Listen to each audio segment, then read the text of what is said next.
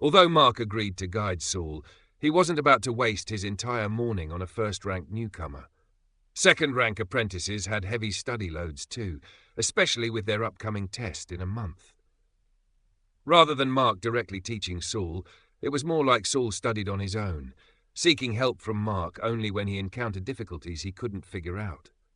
Unfortunately, even with Mark's explanations, Saul still struggled to grasp many concepts, unable to fully understand the logical connections. Before leaving at noon, Saul made another request to Mark. "You want to borrow that mental aptitude testing puppet?" Mark didn't hesitate. He walked to the laboratory cabinet, opened the door, and casually rummaged through until he pulled out a wooden puppet. The moment Mark opened the cabinet, Saul instinctively stepped back 2 paces. Seeing Saul's wary expression, Mark found it amusing. "Afraid, yet you still want to borrow it?" "Precisely because I'm afraid, I need to borrow it." Saul carefully avoided making eye contact with the puppet. He reached out his hand and Mark casually placed the puppet in his palm. "I'll borrow it for 2 days then." Mark's face darkened. "No rentals for just 2 days," Saul replied straightforwardly. "I only have 3 magic crystals left." He had exchanged these crystals for credits with Killy. A friend could get a discount, but an enemy couldn't. In the end, Mark took Saul's 3 magic crystals and warned him that while research was fine, any damage would require a 2-credit compensation. Saul wrapped the puppet tightly with layers of cloth and carefully placed it into the pocket of his apprentice robe. "Take me away. Take me away." Saul's movements halted. "Senior, did you hear that?" Mark had already returned to his desk, focused on his research.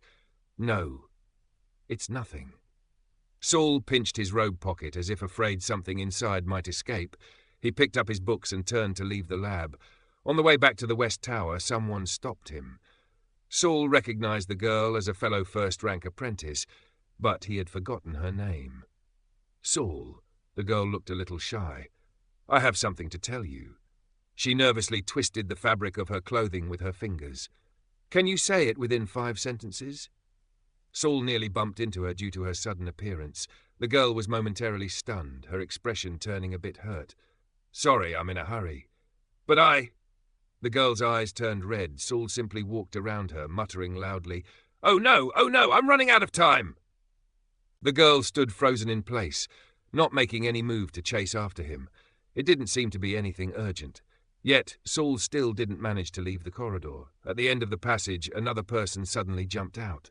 "Hey, Saul." Saul recognized him. Doze. The guy who used to chase after Kelly and later started hanging around Duke. This time, he wasn't accompanied by the indecisive Rocky. Ever since people discovered Saul's low magical aptitude, Doze had rarely sought him out. "Sorry, I'm really in a hurry." Saul tried to step around Doze again, but Doze raised his hand, blocking the passage. "I'll say it in 5 sentences." Saul had no choice but to stop. Senior Loci has gathered a group of new apprentices to form a mutual aid society where everyone can study and discuss magic together. This afternoon at 2 is our second meeting. Do you want to come? Does it cost anything? Regular members have to pay. I'm broke. Saul nodded politely, then pushed past Doze and walked away. Doze quickly turned and shouted after him. Kelly already agreed to come today. Saul paused and looked back at Doze's smug expression. With sincere honesty, he said, I really have no money. Then he hurried away. No one stopped him this time. After a quick lunch, Saul arrived at the second floor of the East Tower, his usual morgue.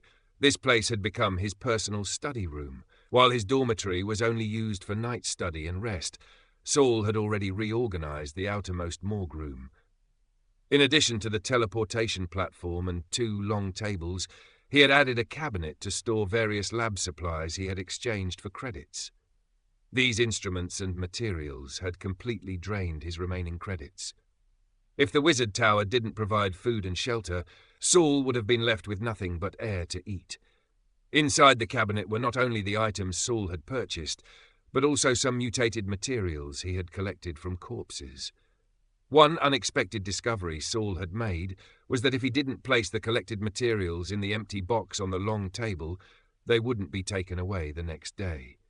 Instead, they would remain in their original spots. After studying Grimm's Guide to Sorceress Body Modifications and the Guide to Corpse Refinement, Saul had learned the basic applications of certain materials, so whenever he obtained more than one material during work, he would keep one for himself. Would this be considered stealing? Saul didn't think so. Mentor Kaz had given him a book about studying corpses, and it wasn't just about analyzing residual traits on bodies. The second half of the book was entirely about preserving materials, some simple applications, and even a brief discussion on souls. Since the instructor had assigned him this book, he must have expected Saul to learn from all of its contents. However, even after purchasing special containers for perishable materials, Saul still couldn't prevent natural decay. Fortunately, the Guide to Corpse Refinement mentioned a 0-tier spell, organ preservation. To learn this spell, Saul first had to master a complex dark attribute compound rune. This was why he had been studying relentlessly for days. Yet, the difficulty of this rune far exceeded his expectations. Even with his strong mental aptitude, he couldn't quickly grasp its principles. That was why he had spent magic crystals to seek guidance from Mark. Unfortunately, while Mark's hints had given him some ideas, they hadn't led him to the right answer. Saul carefully used a dip pen to draw the compound rune's basic shape on a sheet of white paper. Based on the coordinate axes, I can confirm my drawing matches the original rune.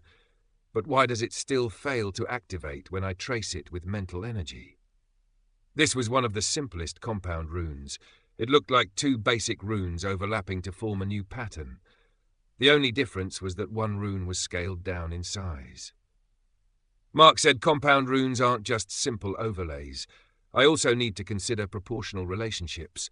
But even when I distribute magic according to the proportions, something still feels off. He also mentioned something about angles. What does he mean by the angle of observation? Saul raised the paper to eye level. Suddenly, a thought flashed through his mind. Could it be the perspective angle? He quickly set the paper down, took out a ruler, and tried sketching a perspective drawing, calculating proportional relationships to explore the distance between the two runes. No, that's not right. Even after several attempts, he still couldn't activate the rune. I've checked my calculations over 10 times. It shouldn't be wrong, so the issue isn't perspective. Frustrated, Saul crumpled the messy rune sketch and tossed it into the trash. He stared at the wastebasket in thought. Where exactly am I misunderstanding?